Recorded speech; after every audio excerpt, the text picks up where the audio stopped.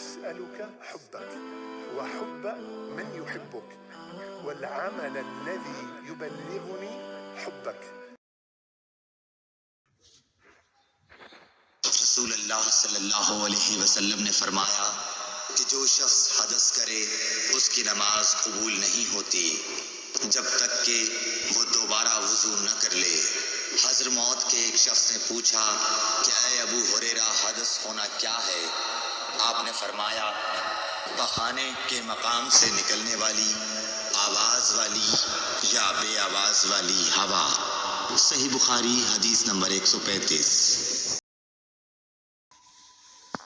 رسول اللہ صلی اللہ علیہ وآلہ وسلم نے فرمایا کہ میری امت کے لوگ وضو کے نشانات کی وجہ سے قیامت کے دن سفید پیشانی اور سفید ہاتھ پاؤں والوں کی شکل میں بلائے جائیں گے، تو تم میں سے جو کوئی اپنی چمک بڑھانا چاہتا ہے تو وہ بڑھا لے، یعنی وضو اچھی طرح کر لے۔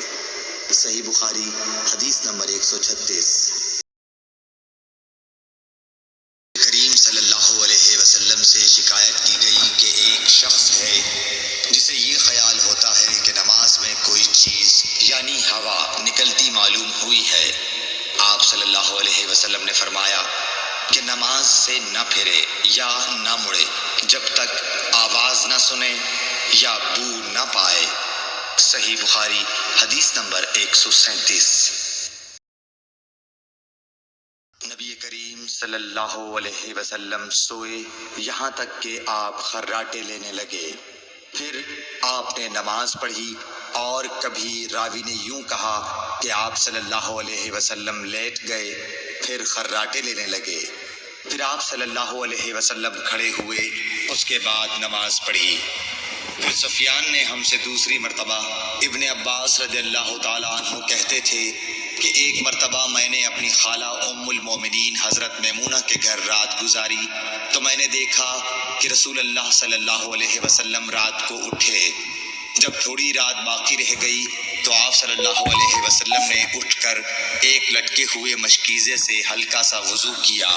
عمرو اس کا ہلکا پن اور معمولی ہونا بیان کرتے تھے، اور آپ کھڑے ہو کر نماز پڑھنے لگے تو میں نے بھی اسی طرح وضو کیا جس طرح آپ صلی اللہ علیہ وسلم نے کیا تھا، پھر آ کر آپ کے بائیں طرف کھڑا ہو گیا۔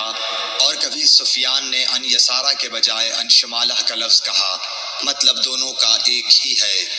پھر آپ صلی اللہ علیہ وسلم نے مجھے پھیر لیا اور اپنی داہنی جانب کر لیا، پھر نماز پڑھی جس قدر اللہ کو منظور تھا، پھر آپ لیٹ گئے اور سو گئے حتیٰ کہ خراٹوں کی آواز آنے لگی۔ پھر آپ کی خدمت میں مؤذن حاضر ہوا اور اس نے آپ کو نماز کی اطلاع دی۔ آپ صلی اللہ علیہ وسلم اس کے ساتھ نماز کے لیے تشریف لے گئے، پھر آپ نے نماز پڑھی اور وضو نہیں کیا۔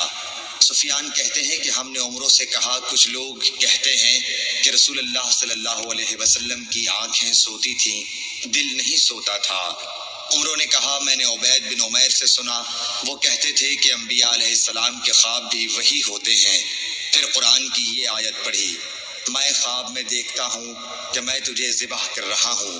صحیح بخاری حدیث نمبر 138۔